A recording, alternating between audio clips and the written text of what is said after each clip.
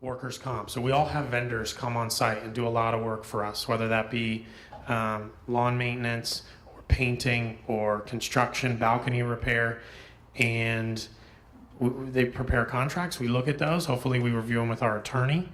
And I don't know that we look very closely at the insurance requirements of those, okay? I have been begging and asking for people, my own clients, send me your certificate, send me the insurance portion of your contracts. And I don't receive nearly as many of those as I should because this is your biggest exposure on a day-to-day basis. This workers' comp policy is going to protect people who do work for you on a volunteer basis within the association. Can also, we've seen it pick up for contractors who said they had insurance and then they didn't. And this policy may pick up and consider them a subcontractor and kind of fill that gap also.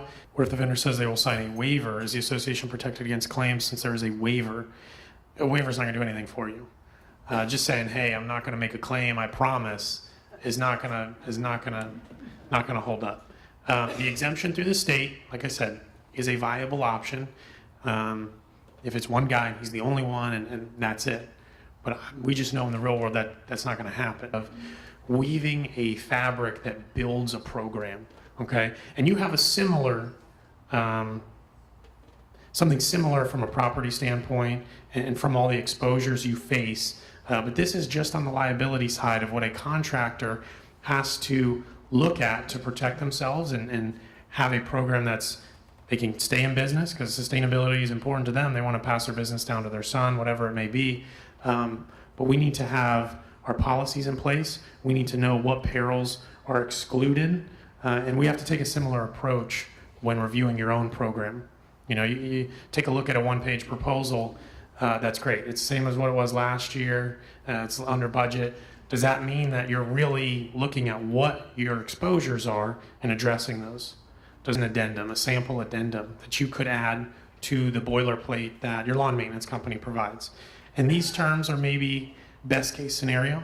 Maybe your lawn maintenance company says, I'm not willing to buy all these coverages, but you need to look at this. This is one aspect. You say, oh, we want you to cut this, trim that, do those trees, and we want you to come every week. So these are the parameters that you negotiate a contract in. Well, one of those parameters is your risk transfer. What kind of protection is your company that you're doing business with going to provide to the association in the event that they cause a claim? They're driving trucks. They have lawnmowers. We had a workers' comp claim. Lawnmower shot a piece of metal, hit a guy in the head, $250,000. We had another lawn maintenance guy who died.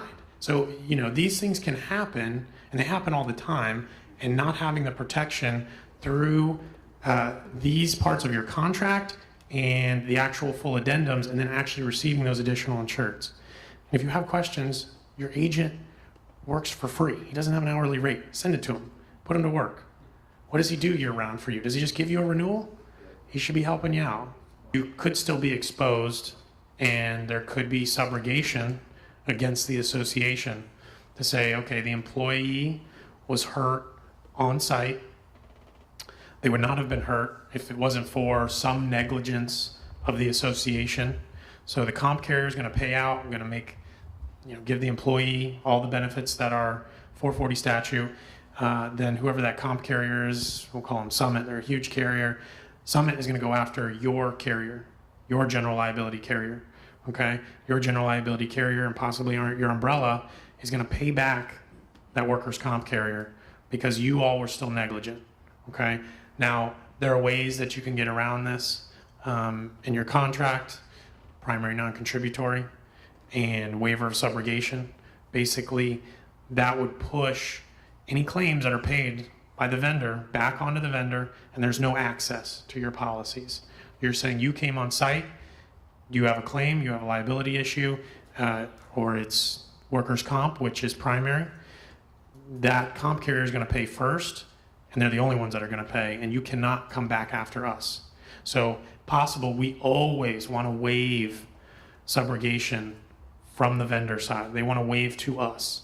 So we are the association. The vendor works for us. They may have subcontractors under them. So you're going to require this vendor to waive to you. They should be, the vendor should be having the subs waive to them.